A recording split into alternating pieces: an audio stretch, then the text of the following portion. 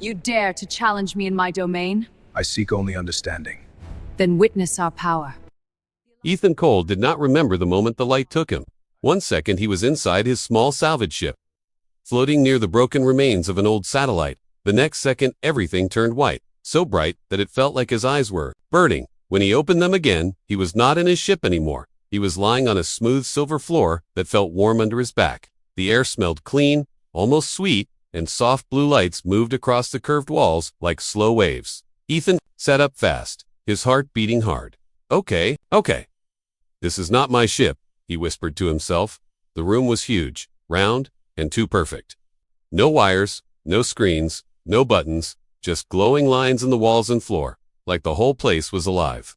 Then he heard footsteps, not boots, not metal, something softer, but heavy. He turned. 3 tall figures walked into the room. They were not human, they were at least 7 feet tall. Their skin looked like dark glass with light moving under it, like stars trapped inside. Their eyes were large and bright blue, with no white part at all. They wore armor that looked grown, not built, smooth and shining. Each one held a long weapon that hummed with quiet power. Ethan slowly raised his hands. "Hi, I come in peace," he said, his voice shaking. One of the aliens tilted its head.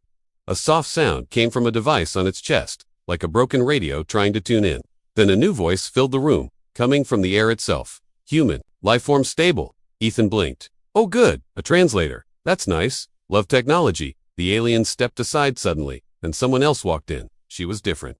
Taller, her armor brighter, silver and blue, with glowing lines that flowed across her body like living art. A long energy cape moved behind her, even though there was no wind. A thin crown of light floated above her head. Ethan forgot to breathe for a second. She did not look scary. She looked powerful, calm, and royal. Her glowing eyes studied him carefully. As she walked in a slow circle around him, Ethan tried to stay calm, but he had never seen a body structure like this before. The shape of her armor, the glowing patterns, the strange design. His brain was trying to understand what he was seeing. He did not even realize his eyes kept moving. The translator spoke again, now clear and smooth. "Human male, you stand before Princess Lyra of the Valkyrie Dominion." Ethan swallowed. "Princess swallowed. Princess? Right, of course. Just my luck." She stopped, walking. The room became very quiet. Then she spoke. Her voice was calm, but sharp. "Why do you keep staring at my lower back?" "Human." Ethan's brain shut down. What no. I mean I wasn't." All 3 soldiers lifted their weapons at the same time. The soft hum turned into a loud, dangerous sound. Ethan froze, hands still in the air. "I swear I'm not doing anything." "Weird," he said fast. "Your armor just has lines, glowy lines. I'm an engineer. I look at how things are built." The translator paused, then spoke slowly. "Visual focus on royal rear armor patterns. Interpret it as dominance challenge or mating signal." Ethan's face went pale. "Oh no. No. This is a huge misunderstanding." Princess Lyra's glowing eyes narrowed. "In Valkyrie culture, such focus is not accidental," she said. Ethan shook his head quickly. "On Earth, eye contact doesn't mean that. We just look at stuff. We're curious. That's our thing." The soldiers did not lower their weapons. Lyra stepped closer, now only a few feet away. She was even taller, up close. Light moved under her skin, like slow lightning. "You were taken from a restricted space zone," she said. "Your species is not known for deep space travel, yet you were there, alone." Ethan blinked. "I was salvaging junk. That's my job. I fix broken things." She studied him for a long moment. Then she turned to the soldiers. "This human may not be simple," she said quietly, "or he may be more dangerous than he appears." Ethan's stomach dropped. She looked back at him. "Human Ethan Cole, you will stand before the Valkyrie High Trial. There we will decide if you are foolish or a spy." The floor under Ethan's feet began to glow, forming a circle of light around him. He looked around nervously. Already, I just got here." As the light grew brighter, he spoke quickly, almost out of habit. Also, if you're hearing this story, maybe stick around and follow this channel. Things are clearly getting crazy." He muttered, half to himself. The light flashed, and Ethan disappeared. Ethan felt like his stomach was left behind when the light swallowed him. For a moment there was no sound, no floor, no air, just a strange floating feeling, like he was falling and standing still at the same time. Then the light faded. He was no longer in the medical room. Now he stood on a wide black platform hanging over a massive open space. The ceiling was so high he could not see the top, and the air shimmered with thin beams of light moving like slow rain below the platform. Thousands of alien figures stood in circles, watching. Ethan turned slowly. This is a courtroom? He whispered around him. Tall pillars of glowing crystal rose into the darkness. Between them floated transparent screens filled with symbols and moving images.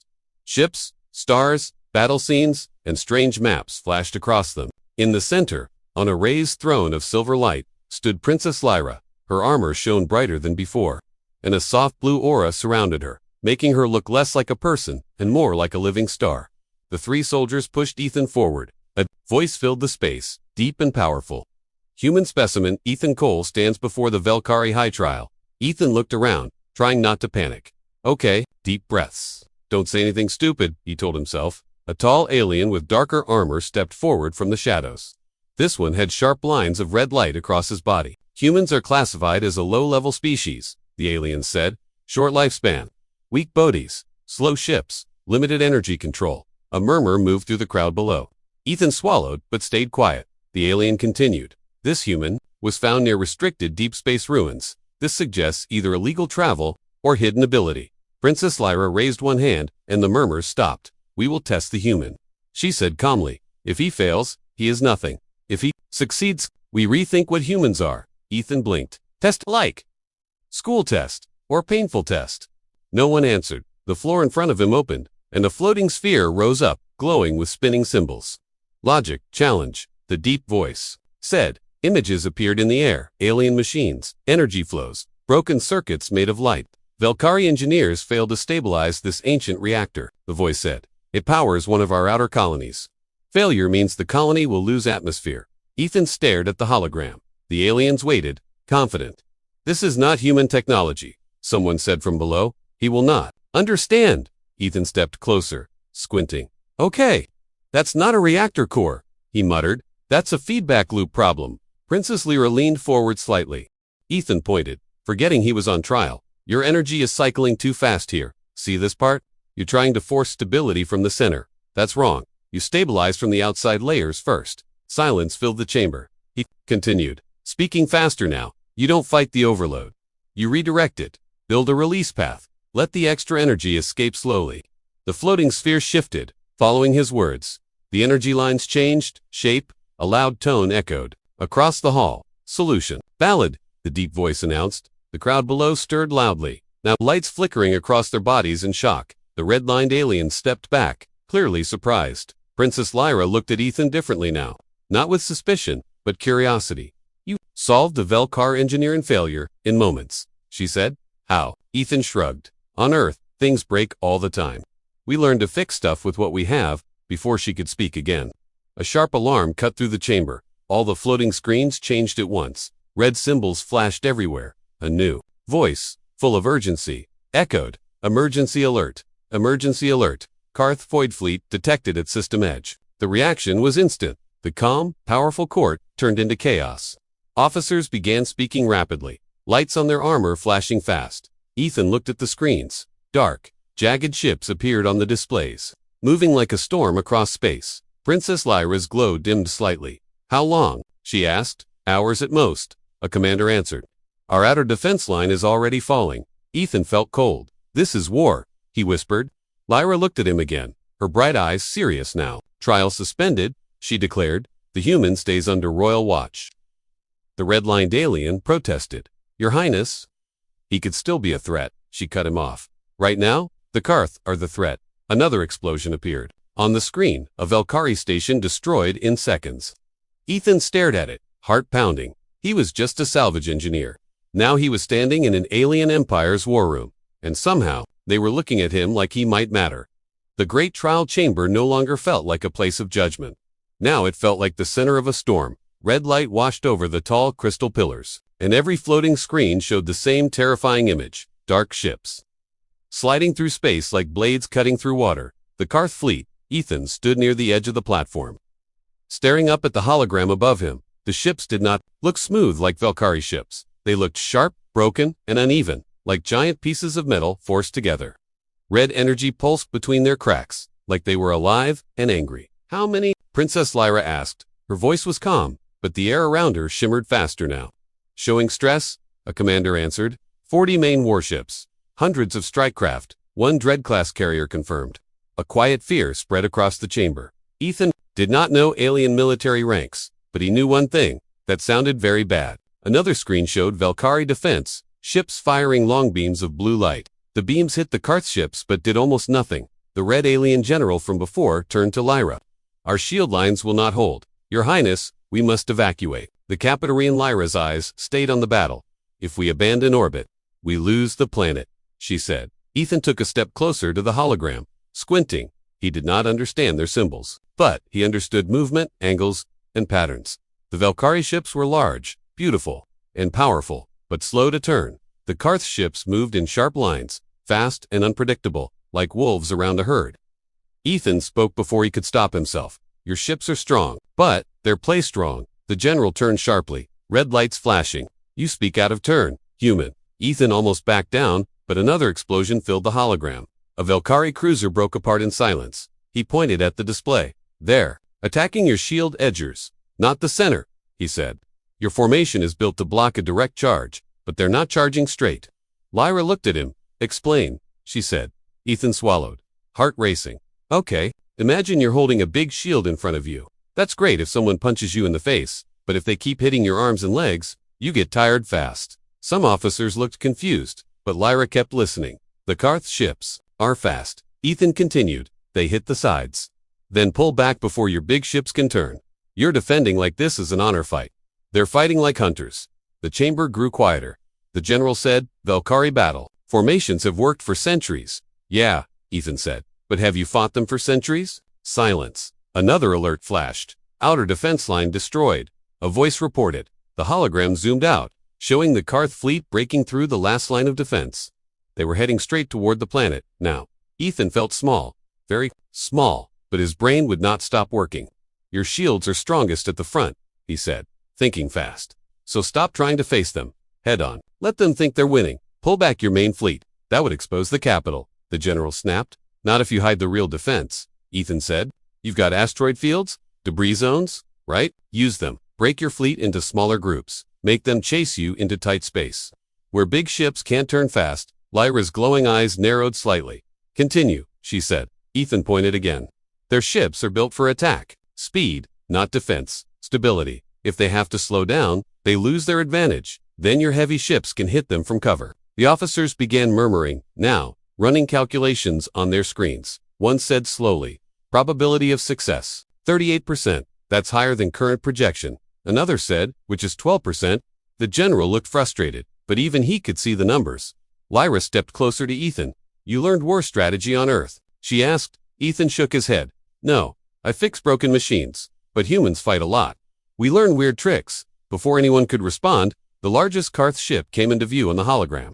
It was massive, shaped like a jagged mountain, covered in glowing red scars. Dread-class carrier, confirmed. The commander said quietly. A beam of red energy fired from it, cutting through 3 Velkar ships in one line. Ethan's chest tightened. That thing? It's their boss, right? He asked. Yes, Lyra said softly. And if it reaches orbit, the capital falls. The room felt colder. Lyra looked at her commanders, then back at Ethan. For now, we try the humans' plan, she said. The general bowed his head slightly, even if he did not like it. Orders spread across the chamber. Fleets changing course, ships breaking formation. Ethan watched, heart pounding. He was just a guy who picked trash from space, and now an alien empire was betting its survival. On his guess, far out in space, the Karth fleet adjusted too. Like they knew the game had changed. The command chamber shook as another distant explosion flashed across the main hologram. Blue Valkyrie ships broke formation, engines burning bright. As they turned away from the direct attack path, to Ethan, it looked wrong. To the Valkyrie commanders, it looked like retreat. To the Karth, it looked like victory. Fleet groups 3 and 5 are pulling back. An officer reported, hands moving through streams of light. Outer ring defenses powering down. The red-lined general growled softly. I do not like showing weakness. Ethan stood near the edge of the tactical platform, eyes locked on the moving symbols. Good, he said quietly. They need to believe you're scared. Princess Lyra stood beside him, glowing cape moving like slow fire. Exclaimed the next step again, she said. Ethan pointed toward a dense field of floating rock and debris shown near the planet's outer orbit. That asteroid belt, he said. It's messy, full of metal, right? Yes, an officer replied. Remains of an ancient, shattered moon. Perfect, Ethan said. Hide your heavy ships inside it. Power down most systems so they look like dead rock on scans. Murmurs spread. That makes them vulnerable. The general said, only if the Karth know they're there. Ethan answered, but they won't, because right now, they think they broke your defense. Their focus is forward, not sideways. On the hologram, smaller Valkyrie ships sped away from the Karth fleet, firing weak shots as they retweeted. The Karth ships followed fast, red engines blazing. They're chasing, an officer confirmed. Ethan nodded. Good. Now send drones ahead of them. Small ones. Make them look like fleeing ships, too. What purpose? Lyra asked. To guide them, Ethan said, like breadcrumbs. The general slowly understood. You want to lead them into the asteroid field? Not just into it, Ethan said. Deep into it. Where their big ships can't turn fast? Where their formation breaks. A loud alarm suddenly rang. Dread-class carrier accelerating. Someone shouted. The giant Karth ship moved ahead of the others, pushing straight through, drifting debris without slowing, smashing rocks apart with heavy shields. Ethan's confidence shook for a second. That thing's bigger than I thought, he muttered. Lyra looked at him carefully. Does this change your strategy? Ethan forced himself to think. No. Pete, just makes timing more important. He pointed again. Your hidden ships, wait until the smaller Karth ships enter the tightest zone, not the big one yet. Hit the escorts first. Trap the dreadnought. A lone Valkyrie ship silently slipped into the asteroid field, their lights dimming until they looked like nothing more than cold stone. The hologram zoomed in. Karth strike ships weaved through the rocks, firing at the fleeing Valkyrie bait ships. Then, it happened. Now, Ethan shouted without thinking. Princess Lyra lifted her hand. Attack, she commanded. Suddenly, the asteroid field came alive. Dozens of hidden Valkyrie ships powered up at once. Blue energy beams blasting out from every direction. Karth ships exploded in bright flashes, caught by surprise. Shockwaves threw burning debris through space. They did not detect the ambush, an officer said in disbelief. Ethan felt a wild spark of hope. Keep pressure on the sides, he called. Don't let them regroup. Valkyrie ships moved like a closing net, pushing the Karth ships deeper into the field. One by one, enemy vessels broke apart, but the massive dreadnought kept coming. It did not dodge rocks, it crushed them. A giant red beam fired, hitting a hidden Valkyrie cruiser and tearing it in half. The chamber went silent again. That ship's armor is too strong, the general said. Ethan stared at the display, mind racing. The dreadnought was alone now, but unstoppable, heading straight toward the clear path out of the asteroid field, toward the planet. Energy readings rising in its core, an officer warned. It is preparing a main cannon shot. Lyra's voice lowered. If that fires at the capital... No, Ethan said suddenly. He zoomed the hologram closer, studying the red glow lines across the dreadnought's surface. See those cracks? He asked. That's not design. That's damage. Old damage. The general leaned in. Their power flows through those lines, Ethan said. They patched it, but it's still weak there. You don't need to break the armor. Just overload the wound. Lyra looked at him. How? Ethan took a breath. Hit it with everything at once. Same spot, same second, all ships, he said. One shot won't work. 10 might not, but 50 at the same point. That might punch through. A heavy pause filled the chamber. Fleet. Alignment possible in 18 seconds, an officer said. Outside, the dreadnought's core burned brighter, red light growing like a second sun. Cannon charge, at 60%, another voice warned. Lyra did not look away from the enemy ship. Prepare full synchronized strike, she ordered. Ethan watched the countdown numbers appear. His hands were shaking now. This was no guess anymore. This was everything. 10 seconds, the officer said. The dreadnought's main weapon glowed, space around it bending from the energy. 5 seconds, Ethan whispered. Please work. Fire, Lyra commanded. Dozens of blue beams shot across space at the same time, all of them aimed at one glowing crack on the giant enemy ship. For 1 second, nothing happened. Then the red light inside the dreadnought flickered and turned blinding white. A wave of white light burst from the wounded dreadnought. The giant Karth ship shook, its red glow flickering like a dying fire. Cheers almost rose in the command chamber, then the light faded. The dreadnought was still there, damaged, burning, pieces of armor floating away, but still moving, core destabilized but not destroyed. An officer said, voice tight. It is still advancing. Ethan felt the hope drop out of his chest. The enemy ship turned slowly, like an angry beast that refused to fall. New red energy, lines formed across its body, darker, unstable. It is preparing to fire again. The general warned, direct line to the capital city. The hologram zoomed down to the planet's surface. Below the floating fleets, a massive city ring glowed in soft blue light, towers rising into the sky, energy bridges connecting districts. Millions of Valkyrie lived there. Evacuation ships were launching. but there was no time to clear everyone. Princess Lyra stood very still. Around her, officers spoke quickly, voices overlapping, calculations flying across screens. Ethan watched the dreadnought's weapon charge again. "Why is it still working?" he asked, almost to himself. "The Karth do not retreat," Lyra said quietly. "They fight until nothing remains." Ethan rubbed his hands together nervously, thinking, there has to be a backup defense. He said, "A planetary shield cannon, a big gun, something," the general answered. "There is a surface defense array, but it is old, manual activation only. It was built for orbital threats centuries ago." "Then use it," Aiton said. A heavy silence followed. Lyra spoke softly. "The control node is outside the city shield, on an open platform." Ethan understood, meaning whoever activates it will be out there, he said. "Yes," Lyra replied. The screen showed the platform, a thin structure extending into open space above the city. Energy storms flashing around it as battle debris burned in the sky. "No remote link?" Ethan asked. "Destroyed." In the first strike, an officer said, the dreadnought's core burned brighter. "Cannon charge at 40%, came the warning. Ethan felt cold sweat on his neck. He looked at Lyra. "We can't let that thing fire." She turned to him, her glowing eyes softer now. Less like a ruler and more like a person. "You could have stayed silent earlier," she said. "You could have let us fail and tried to escape." Ethan gave a weak half-smile.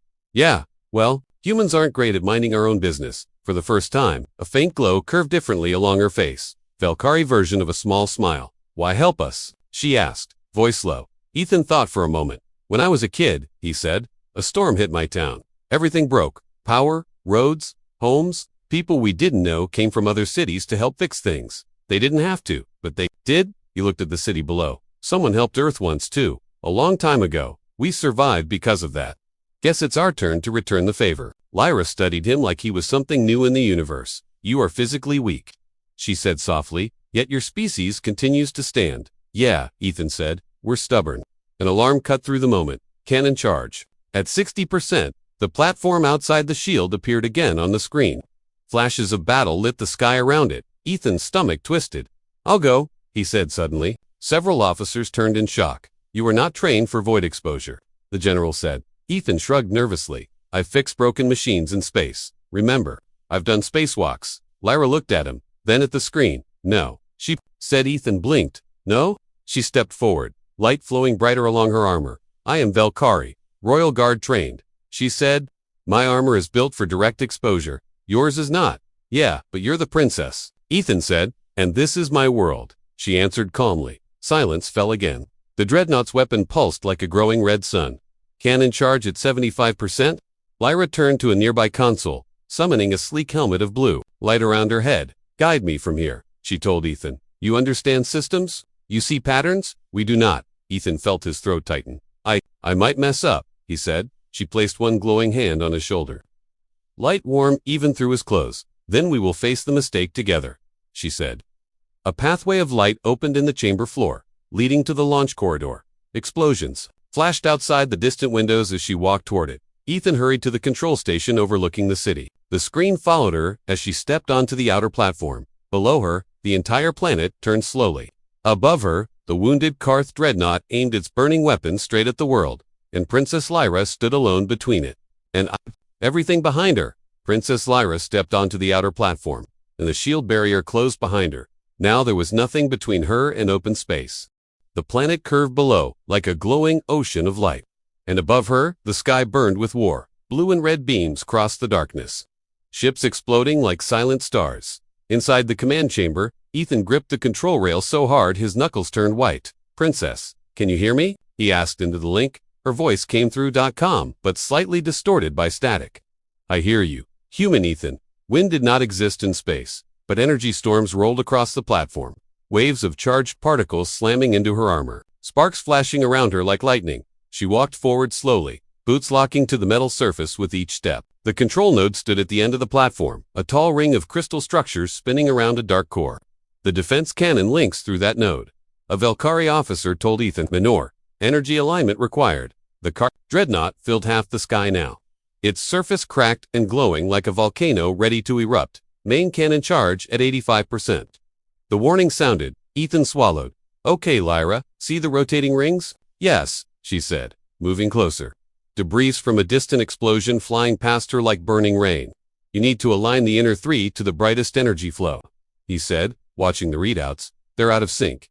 She placed both hands on the glowing structures, blue light flowing from her armor into the machine. The rings resisted at first, grinding slowly. I am receiving feedback surge, she said, voice strained. That's okay, Ethan replied quickly. Though his heart was racing, it means it's working. Just a little more. A blast from the dreadnought struck a Valkyrie ship nearby, the explosion sending a shockwave through space. The platform trembled. Lyra lost her footing for a second, one boot slipping before the magnetic lock caught again. Princess! Ethan shouted. I am still here, she answered, breathing harder now. The node lights shifted from red to blue, alignment at 40%. An officer called out. The dreadnought's weapon glow grew blinding. Ethan could see energy lines, bending space around it. Hurry, he whispered. Lyra turned the second ring. Light bursting around her hands, her armor dimmed slightly as it redirected power into the cannon system. Energy drain critical, the officer warned. Her suit cannot hold this level for long. Lyra, last ring, Ethan said, almost pleading now. She pushed forward, every movement slower. Another explosion nearby sent fragments of burning metal spinning toward the platform. A piece slammed into the railing near her, throwing her sideways. Her safety line snapped. She slid toward the platform edge. Stars opened behind her. Lyra, Ethan yelled. At the last second, she drove one hand into the surface. Armored claws digging into the metal, stopping her fall. Her other hand still held the final ring. With a cry of effort, she forced it into place. Alignment complete. An officer shouted, "Fire the defense cannon." Lyra ordered weakly. From the planet below, a giant beam of pure blue energy shot upward, wider than a city. It struck the Karth dreadnought directly in its damaged core. For a moment, the universe went white. The enemy ship split open, red energy, exploding outward in a silent storm inside the chamber. Valkyrie voices rose in shock and hope, but on the screen, Lyra's platform was swallowed by the blast wave. A storm of energy slammed into her. Her body lifted off the platform, thrown into open space, life signal unstable. An officer cried. Ethan's world shrank to that one screen. Her glowing figure tumbled through darkness, spinning, light fading. Lyra, respond, Lyra, he shouted into the com. Only static answered. Her signal blinked once, then vanished. The command chamber was silent, not the quiet of peace. The quiet of shock. On the main screen, the Karth dreadnought was gone, broken into burning pieces that drifted slowly away from the planet. The capital was safe, but Princess Lyra was not on any display anymore. Life signal lost. An officer said softly. Ethan did not move. He stared at the empty space where her signal had been. No, he whispered. No, that's wrong. The general lowered his head. Glowing lines on his arm were dim. She gave her life for the Dominion, he said. Ethan shook his head hard. You're tracking the wrong thing, he said, voice rising. You're looking for a suit beacon, a biosignal, right? Yes, an officer answered. Humans don't just track life signs, Ethan said, moving fast to another console, hands shaking as he pushed glowing controls he barely understood. In space accidents, suits fail, signals die, but bots still hold heat, even a little. The officers looked confused. Switch to thermal residue scan, Ethan said. Low level, wide range, ignore standard life filters. That isn't precise, one officer said. So is giving up. Ethan snapped. Princess Lyra had stepped into death without fear. He was not going to step back now. A new layer appeared on the hologram, space tinted in soft colors, showing heat traces. Most of it was debris, burning metal, fading quickly. Then there, Ethan pointed, a tiny flicker, almost gone, drifting far from the platform. Signal extremely weak, an officer said. That's her, Ethan said, already knowing. She was thrown clear by the blast wave. The general reacted instantly. Rescue craft, launch now. A small Valkyrie ship shot out from the fleet, engines blazing blue.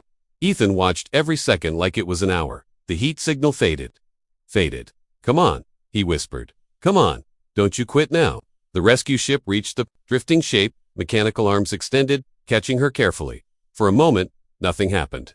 Then faint biosign detected. The officer shouted. Air returned to Ethan's lungs so fast it hurt. She lives, Lyra's guard commander said in disbelief. The rescue ship turned back toward the capital, carrying the unconscious princess. Around the planet Valkyrie ships regrouped, their lights shining brighter now. The Karth fleet remnants were retreating. For the first time, they had been stopped. Hours later, Ethan stood outside a quiet medical chamber. Through the transparent wall, he could see Lyra lying on a floating bed of light, armor removed, glowing lines on her skin, dim but steady. He felt suddenly small again, just a human in a place too big for him. The door slid open softly. Her eyes were open. Weak, but aware. You are still staring? Human, she said quietly. Ethan laughed, relief shaken through him. Yeah? Sorry. I do that when I almost lose someone. She studied him. In battle. Many species run from fear, she said, voice soft. You moved toward it. Ethan shrugged. I was terrified. Yet, you acted, she replied. She slowly sat up, wincing. I once thought humans were weak, she continued. Short lives, fragile bodies. Ethan smiled a little. Not the best design. Yeah, but now I see, she said, faint glow returning to her markings. Humans do not stare and challenge, or insult. He raised an eyebrow. Good to know. You stare forward, she said, even when afraid. Even when the future is fire and darkness. She met his eyes fully. That is why you survived. Ethan looked out the window at the planet below, alive, shining. So, trials still happening? He asked nervously. A soft light flickered across her face. Again, the trial is over, she said. The Vilcari Dominion has learned the meaning of the word human. Ethan rubbed the back of his neck. Yeah. What does it mean? Lyra looked at the recovering fleets, at the stars beyond. It means, she said quietly, the one who does not give up, even when the universe says to